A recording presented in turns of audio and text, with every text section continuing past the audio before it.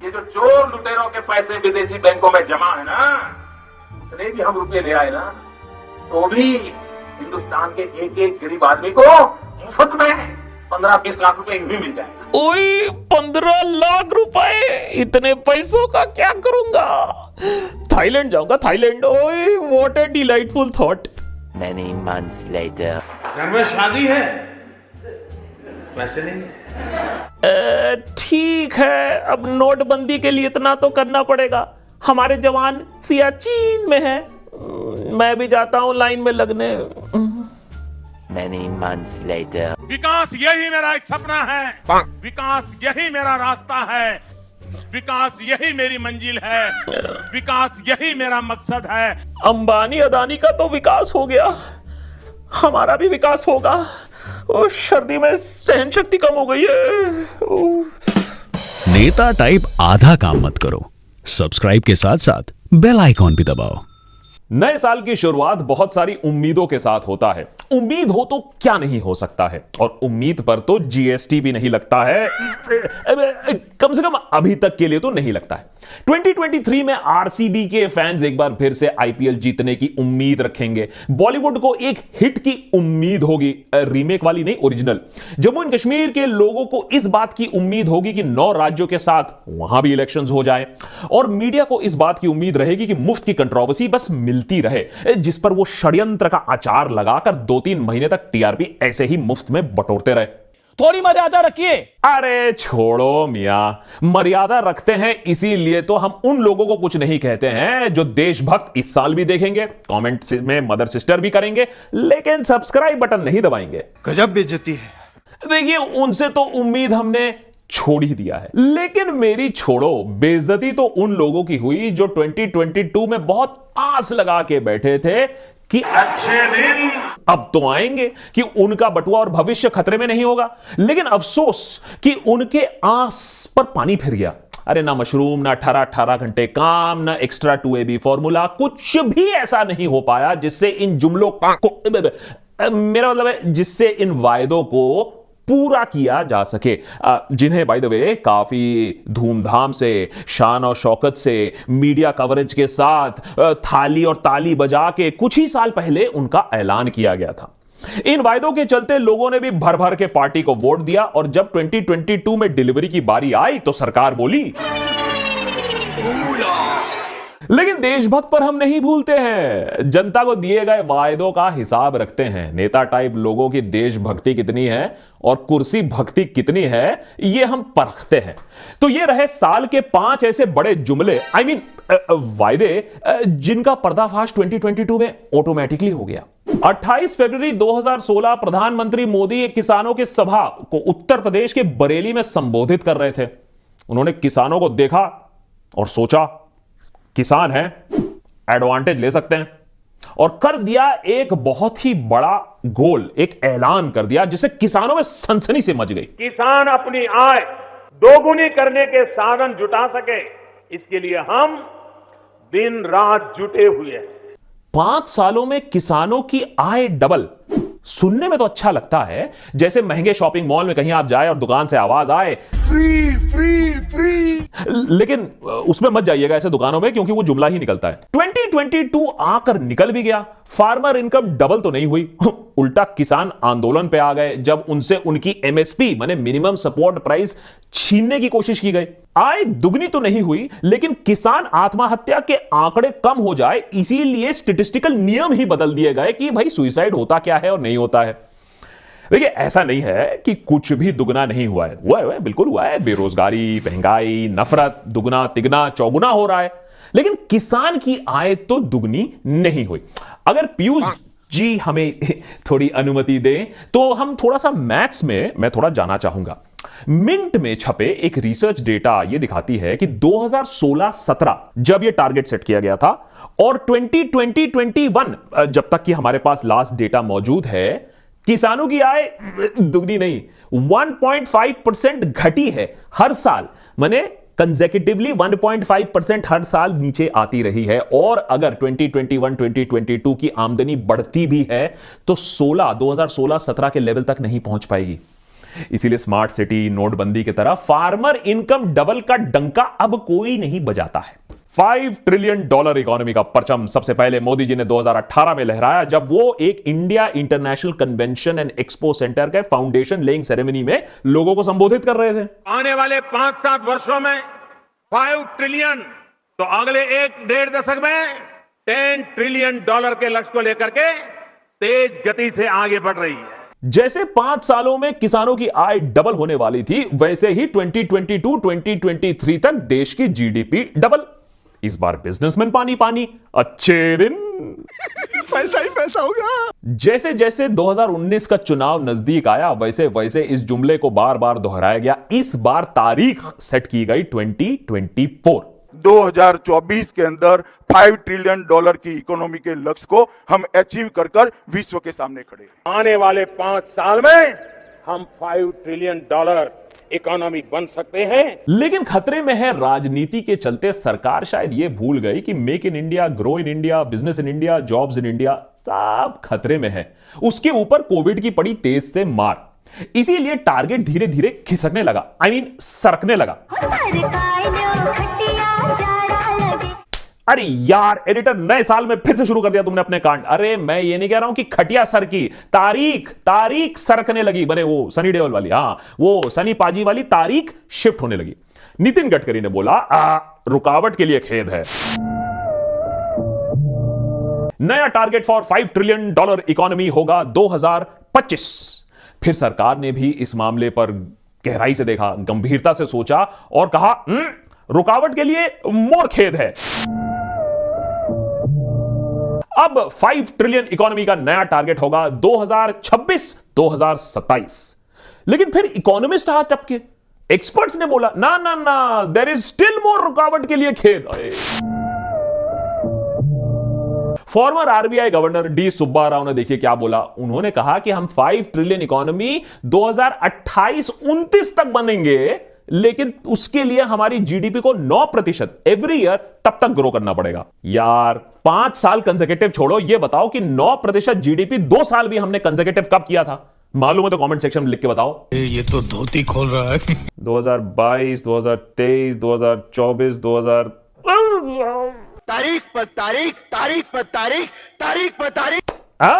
Editor अच्छी जगह लगाया, गुड वर्क है। न्यू ईयर है, हार्ड वर्क का रेजोल्यूशन लियो इस बार, चलो अच्छी बात है। 5 ट्रिलियन टन इकोनॉमी कब बनेंगे इसका तो पता नहीं, लेकिन हरदीप पुरी जी ने इसी साल ऐलान कर दिया कि 2030 तक हम $10 ट्रिलियन इकोनॉमी बन जाएंगे। माने गजब की फकीरी चल रही है। अब गौतम अदानी जी ने कहा कि भैया देखिए हम तो रिचेस्ट हैं, हम भी कुछ कर सकते हैं, तो उन्होंने कहा कि अगले 20 सालों में हम $15 ट्रिलियन इकोनॉमी बन जाएंगे। अब प्रधानमंत्री के इकोनॉमिक एडवाइजरी काउंसिल के हेड विवेक देबरॉय ने बोला मैं पीछे क्यों हटूं, तो उन्होंने बोला 2047 तक हम $20 ट्रिलियन इकोनॉमी बन जाएंगे। अब जब मैंने देखा कि जब ईर बीर फतेह सभी डींगे हाँक रहे हैं, तो हम भी हाँकेंगे डींग। तो भाई देशभक्त का यह ऐलान है कि 2056 तक, 2056 तक हम $56 ट्रिलियन इकोनॉमी बनेंगे। पक्का है, पक्का। लिख के ले लो, चैनल डिलीट कर दूंगा अगर ये गलत निकलेगा। 2056 में आके मुझसे पूछना, और ये 5 ट्रिलियन टन इकोनॉमी वगैरह की बातें करना बंद कर दो। ये बहुत छोटा फिगर है, बहुत पुरानी बातें हो गई है। Think big. और इसी बिग थॉट को अंग्रेजी में एक कहावत बखूबी दर्शाती है, जो कहती है politics is the art of the impossible. माने कल के दुश्मन आज के दोस्त बन जाते हैं, कल के कांग्रेस के नेता आज बीजेपी के मंत्री बन जाते हैं। जैसा कि अनुपम खेर जी ने बहुत अच्छे तरीके से कहा है, कुछ भी हो सकता है। लेकिन क्या इसका यह मतलब है कि नेता टाइप लोग आधा अधूरा काम कर देंगे, ऐसे वैसे जो भी हो बोल देंगे, ऐसे वायदे बोल देंगे जो पूरा करना शायद वो भी जानते हैं मुमकिन नहीं है? 2022 आजादी के 75 साल, हिंदुस्तान के हर परिवार के पास, गरीब से गरीब हो, गांव हो, शहर हो, झुग्गी में रहता हो, फुटपाथ पर रहता हो, कहीं पर रहता हो, उस परिवार के पास उसका अपना पक्का घर हो। अब इसको नेहरू की गलती मान लो या हमारे देश की विशालता, लेकिन बड़े बड़े शहरों से लेकर छोटे छोटे गांव तक अपना पक्का घर होना एक लग्जरी है। वहां यह कमिटमेंट दे देना कि 5 सालों के अंदर सबका पक्का घर होगा इन अर्बन एरियाज। लेकिन जब एक अच्छा नेता एक इंपॉसिबल चीज को कॉन्फिडेंस से बोलता है तो बहुत कुछ पॉसिबल बन जाता है और हम बिलीव कर लेते हैं, तो कुछ सालों के लिए तो डेफिनेटली। फिर है ना एक्सटेंशन, जैसे कि 5 ट्रिलियन टन इकोनॉमी अब धीरे धीरे सिरक रही है, वैसे ही 2022 में हाउसिंग फॉर ऑल का टारगेट अब पीछे जा रहा है। क्योंकि आपने किसी तरीके से 2 लाख बेघर लोगों को घर दे भी दिया, जो कि हमारे शहरों में है, तो उनका क्या जो शहरों में आ रहे हैं एवरी ईयर अर्बन माइग्रेशन के चलते, अरे हमारी अर्बन पॉपुलेशन 50-60 करोड़ तक हो जाएगी 2030 तक। कितनों के पास मकान होगी, कितने झोपड़ी में रहेंगे, कितने बेघर होंगे, ये सब हम सोचते नहीं है वायदे करते समय। और इसलिए भी नहीं सोचा था इसमें भी हमने, क्योंकि इंडिया के बढ़ते अर्बन पॉपुलेशन क्राइसिस को कंट्रोल करने के लिए, नए जॉब अपॉर्चुनिटीज बनाने के लिए हमने लॉन्च तो जरूर अच्छे तरीके से किया 100 स्मार्ट सिटीज प्रोजेक्ट। देश को जरूरत है 100 स्मार्ट सिटीज की, जो बात कर रहा हूं उसके पीछे मेरे मन में है कि अगर हमें बदलाव लाना है और जो नौजवानों को रोजगार के लिए हम सोच रहे हैं, तो हमने इन दिशों पर एक नए सिरे से सोचना पड़ेगा। 2014-2015 में कहा गया था कि 2022-2023 तक 100 स्मार्ट सिटीज डेवलप करेंगे हम लोग, जो कि शंघाई को टक्कर देंगे। बड़े बड़े इमारतें, हाई स्पीड इंफ्रास्ट्रक्चर, साफ सड़कें, बड़े schools, hospital, central command and control structure, digital ecosystem. आज इन प्रोजेक्ट्स का आधा ही काम हुआ है और उसमें भी बहुत सारा सिर्फ पेपर पर ही है। सवाल पूछने वाला यह है कि क्या नई नौकरियों के अवसर बने हैं? क्या मास माइग्रेशन कुछ हद तक कम हुई है? जवाब आपको मालूम है। साल 2022 कश्मीरी पंडितों के लिए भी एक ऐतिहासिक साल होने वाला था। इसलिए नहीं क्योंकि उन पर जो अत्याचार हुआ है उस पर विवेक अग्निहोत्री एक पिक्चर बनाएंगे, जख्मों को खुरेदेंगे, खूब सारा पैसा कमाएंगे, बल्कि इसलिए ऐतिहासिक साल होने वाला था क्योंकि सरकार ने कश्मीरी पंडितों को वादी में बसाने के लिए एक वायदा किया था, घर और नौकरी समेत। कश्मीर घाटी में 3000 नौकरियां दे दी गई है। 6000 लोगों को कश्मीर घाटी में घर के साथ 2022 के साथ हम बसा देंगे और वर्षों पुराना हमारा स्वप्न समाप्त। लोकसभा में Jammu and Kashmir reorganisation bill 2021 के बारे में बात करते हुए अमित शाह ने वादा किया था कि कश्मीरी पंडितों को 2022 तक रीसेटल किया जाएगा और पूरा देश यही उम्मीद कर रहा था कि चलो ठीक है, अच्छे दिन नहीं आए, पेट्रोल प्राइस, रुपए गिरावट, महंगाई, बेरोजगारी, विमेन सेफ्टी, कुछ ना हुआ हो, लेकिन कम से कम कश्मीरी पंडितों का मामला हल हो जाएगा।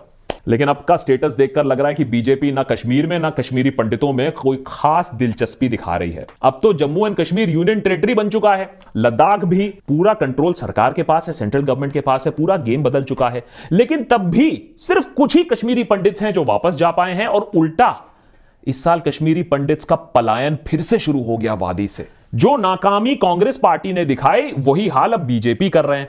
बेचारे कश्मीरी पंडित फिर से सड़क पर धरना दे रहे हैं। और मैं ये नहीं कह रहा हूं कहीं भी कि प्रयास ये गलत हैं, ये बहुत अच्छे थॉट प्रोसेसेस हैं, आइडियाज हैं। फार्मर इनकम अगर डबल हो जाती, 5 ट्रिलियन टन इकोनॉमी बन जाते, 100 स्मार्ट सिटीज बन जाती, हाउसिंग फॉर ऑल हो जाता, कश्मीरी पंडित सेटल हो जाते, तो हमारे देश की दशा और दिशा कहीं और चली गई होती अभी तक। लेकिन क्योंकि हम सवाल नहीं करते हैं, हिंदू मुसलमान में बिजी रहते हैं और मांग तो करते ही नहीं सरकार से, इसीलिए ये जो इनिशिएटिव्स हैं ये चुनावी जुमले ज्यादा रह गए हैं, देश का विकास का काम नहीं। कुछ और सुन ला देता हूं मैं आपको। बुलेट ट्रेन याद है? ये 2022 तक फर्राटे से पूरे देश में चलने वाली थी ये बुलेट ट्रेन। और जब देश 75 साल गोल्डन डायमंड जुबिली मनाता हो, तब देश को बुलेट ट्रेन से कम 4 दिशाओं में जाने का काम हम खड़ा कर दें। चारों दिशाओं का तो मालूम नहीं है, एक लाइन जो है उसको बनने में भी और 5 साल लगेंगे, उसके बाद भी इसकी सफलता कितनी होगी किसी को पता नहीं। चलो बुलेट ट्रेन तो बहुत दूर की बात है, कम से कम भूखमरी और मैल न्यूट्रिशन का खात्मा तो कर देते। इसका अनाउंसमेंट भी किया गया था पार्लियामेंट में, सिंड्रेला जी ने खुद किया था। 2022 मैल न्यूट्रिशन खत्म। अब सवाल कर लो इस विषय पर, मुंह पर दही जमी मिलेगी। हो सकता है नेहरू की आत्मा आती होगी, बच्चों से खाना छीन कर चले जाती होगी। हालत इतनी खराब है कि इवन लीडर्स, नितिन गडकरी जैसे मंत्री इस बात से मानते हैं कि मैल न्यूट्रिशन से हमें जूझना पड़ रहा है। और पढ़ाई लिखाई की क्या बात करें, प्रोमिसेस तो इतने बड़े हुए थे, लिटरेसी 100% होने वाली थी 2022 तक है। बड़ी दिलचस्प चीज है ये, क्योंकि पढ़ाई करके पकौड़ा ही तलने दो, लेकिन लगा तो यह था कि सरकार चाहती है कि भाई पूरा इंडिया पढ़े। अरे जब मतलब कहने का मतलब यही है ना, पढ़ेगा इंडिया तभी तो बढ़ेगा इंडिया। लेकिन बात फिर सोचने वाली है कि जो सरकार के लीडर्स ये कहती हैं कि लिटरेसी के वजह से केरला में वो हार जाते हैं, लोग वहां पढ़े लिखे हैं इसलिए हमें वोट नहीं मिलता है, वो सच्ची सरकार लिटरेसी चाहती है नहीं चाहती है? और ऐसी जगह है कि जहां डेवलपमेंट हुआ है, जहां विकास हुआ है, जहां काम हुआ है, इस पर मनाही नहीं है। रोड्स है, रूरल इलेक्ट्रिफिकेशन है, सैनिटेशन है। लेकिन जिन चीजों की वजह से पिछले सरकारों को इतनी गालियां पड़ी, जिस स्केल में बड़े बड़े वायदे किए गए थे, वो किस हद तक पूरे हुए हैं 2022 तक या फिर 2023 तक? ना मेहुल चोकसी जैसे फ्रॉडस्टर्स वापस आए, ना दाऊद जैसे टेररिस्ट पकड़े गए, ना काला धन वापस आया, ना करोड़ों नौकरियां लगी, और औसतन आमदनी कुछ खास तो बढ़ी नहीं है, ये आपको भी मालूम है। 15-15 लाख रुपए खाते में आए ना आए, ये जो टारगेट्स हैं ये पूरे हो सकते हैं, चाहे अभी नहीं कुछ सालों में, अगर अर्जुन की तरफ फोकस रखकर सरकार काम करे। तो 2023 में सरकार को एक काम तो करना चाहिए कि रिपोर्ट कार्ड निकालना चाहिए, बताना चाहिए लोगों को कि कौन सा प्रोजेक्ट कहां फंसा हुआ है, कौन अड़चन पैदा कर रहा है, और प्रोजेक्ट अब कब पूरा होने वाला है, कितना और टैक्स पेयर का पैसा लगने वाला है। और नए जुमलों पर तो बैन लग जाना चाहिए। एक चीज जिस पर बॉयकॉट और बैन होना चाहिए, ये नए जुमलों पर, ये लोगों का जो सी कटता है इसको बंद कर देना चाहिए कि 2030 में, 2050 में, 2056 में हम 30 मार खान बन जाएंगे, हम तुर्रम खान बन जाएंगे। पहले अभी की बात कर लेते हैं। नेता टाइप आधा काम मत करो, सब्सक्राइब के साथ साथ बेल आइकॉन भी दबाओ। कैसा लगा साल का पहला एपिसोड? साल के पहले एपिसोड में थोड़ी लंबाई बढ़ गई है, सॉरी, लेकिन अंदर की भड़ास निकालनी थी। एपिसोड जरूर पसंद आया तो जरूर लाइक करिएगा। यूट्यूब कहता है कि भैया लाइक करेंगे तो और लोगों को दिखाया जाएगा, इसको शेयर करिएगा। और अगर कुछ गलत बताया हो आंकड़ों में तो जरूर कमेंट पे लिख के बताइए।